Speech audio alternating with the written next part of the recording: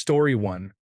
If it's before the nominating conventions, the delegates to the conventions would vote and decide. If it's after the official nominations, the Democratic National Committee and the Republican National Committee would choose their respective candidates. They have slightly different mechanisms, but functionally, it is about the same. In reality, the Democratic nominee would almost certainly be Harris. They could go a different route, someone could challenge her, but that would be needlessly divisive and unlikely to succeed. The Republican nominee would be more uncertain, as there is no incumbent, and he hasn't even picked a running mate yet. Even if he does, that running mate might not have the influence to clear the field. Also, depending on when it happens, it might be too late to change the ballots. So technically, you might still vote for Biden or Trump, and then the electors in the Electoral College, who are generally party loyalists, would vote for the replacement. Story 2. The corpse of Trump is the best corpse. No one has a corpse like he does. Many people say he is the best corpse, and the coroner stated it was the best corpse he had ever seen. Story 3. Harris and Haley. It seems like it has been preordained by the Q-tips. They just can't release the information yet. Also, Robert F. Kennedy Jr. will win. Story 4. Great question, but I don't care who it is.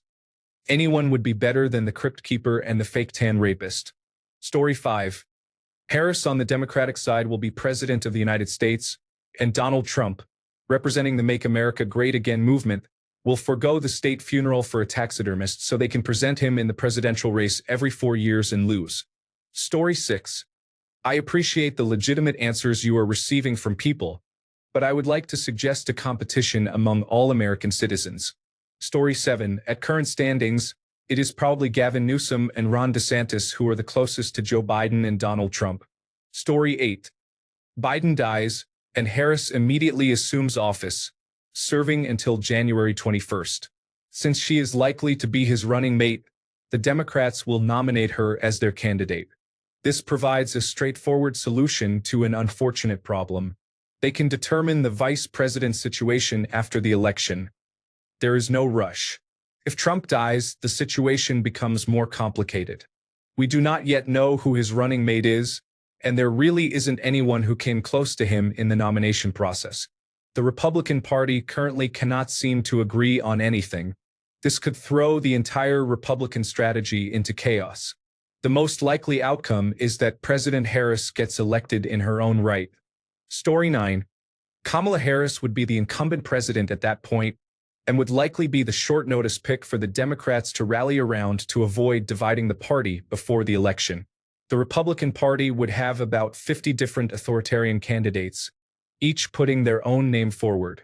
The right-wing candidates would devolve into a chaotic situation characterized by name-calling, appeals to strength, and accusations of weakness. Ultimately, the process would collapse under the weight of whichever candidate survives by outmaneuvering the others. Story 10. Kamala Harris and a wet mop.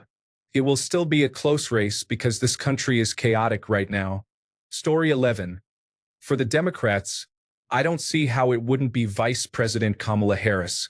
For the Republicans, it would likely be Nikki Haley, but presumably, they would have a vote via convention delegates. Story 12. Based on diligent speculation, I am certain that there is a 53% chance that one of these two men will die or become completely mentally disabled before the president begins his term. Story 13. Probably a Democratic landslide win for likely Kamala Harris. Republicans are very divided over their other candidates, and Kamala Harris is the incumbent. Story 14.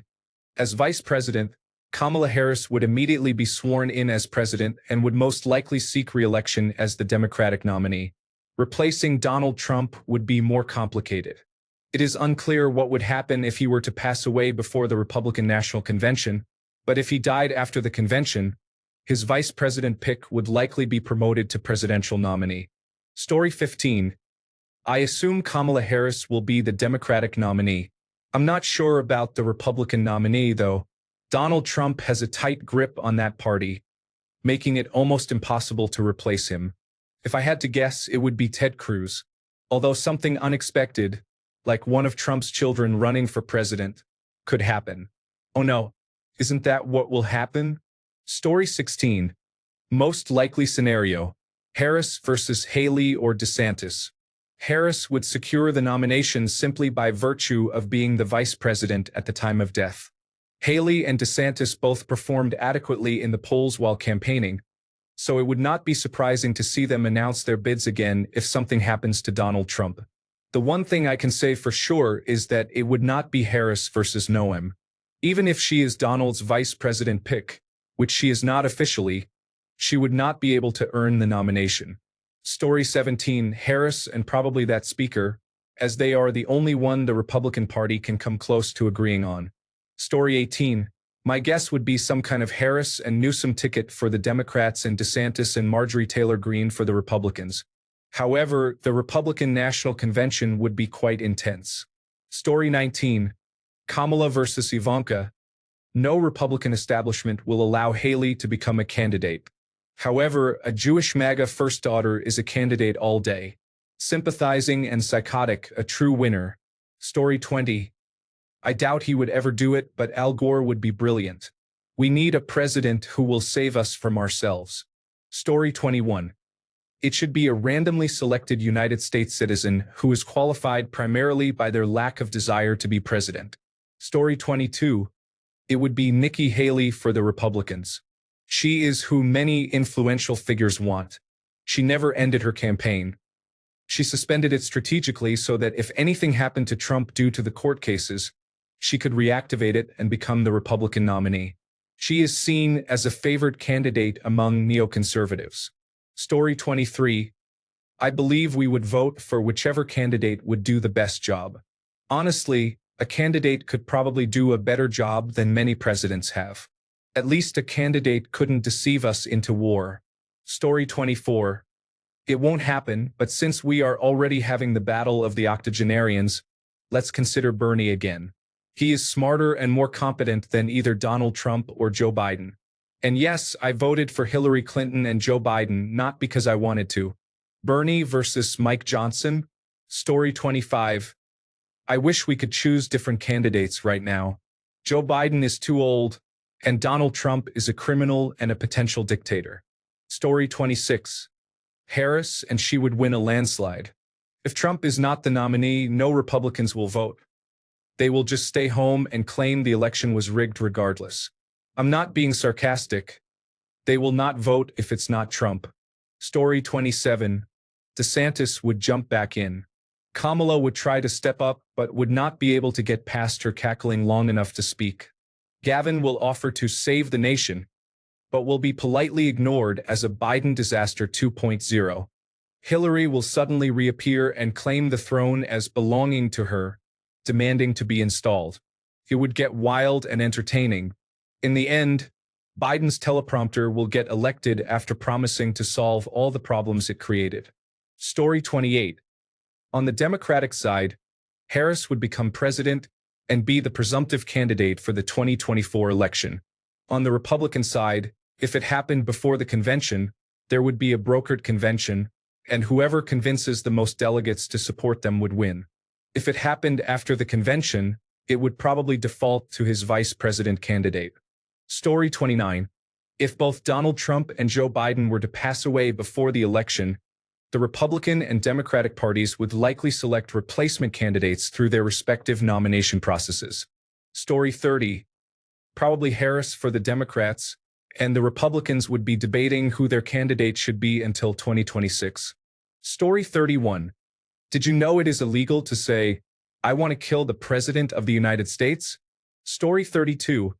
Harris would certainly be the Democratic nominee, being Joe's running mate. The Republican National Committee would probably choose Nikki Haley, given she actually received delegates. Story 33. For the Democrats, Vice President Harris is the most likely candidate. For the Republicans, there is significant turmoil among individuals trying to undermine each other now that Trump is no longer in the picture and anyone can become president. Story 34. I calculated that, based on actuarial statistics for the United States, a typical 81-year-old man has about a 3.5% chance of dying in the next 6 months, while a 77-year-old has about a 2.6% chance. This is not an unlikely scenario. Story 35. What if I told you there is another Democratic candidate who is in great health at 76 years old and has a history of winning the popular vote? It's Al Gore. Story 36. Depends on when it happened, but if it was right before the election, then the Electoral College would fulfill a function it never has. You do not really vote for president in the general election. You vote for a party's representatives in the Electoral College, so there is a path forward. The representatives from each state for the party that received more votes in that state would vote, almost certainly along party lines, but that still leaves a lot of room for disagreement regarding their choice as president. It is likely that the election would be incredibly close in that circumstance. Since voters would be voting for an unknown, there would be no defecting Democratic or Republican voters. It would be entirely along party lines, with only independent and third-party votes making a difference. Therefore, reaching 270 for a single candidate would be very challenging. The process would probably not conclude quickly. Although it would not be possible to impede that process directly, it is unlikely that the final count would be certified by either party, and it would likely end up in front of the Supreme Court. This scenario would probably make the chaos of choosing the Speaker of the House look like a paragon of civility and organization in comparison. Story 37. Is there a chance we can include Terry Crews to complete the full idiocracy recipe?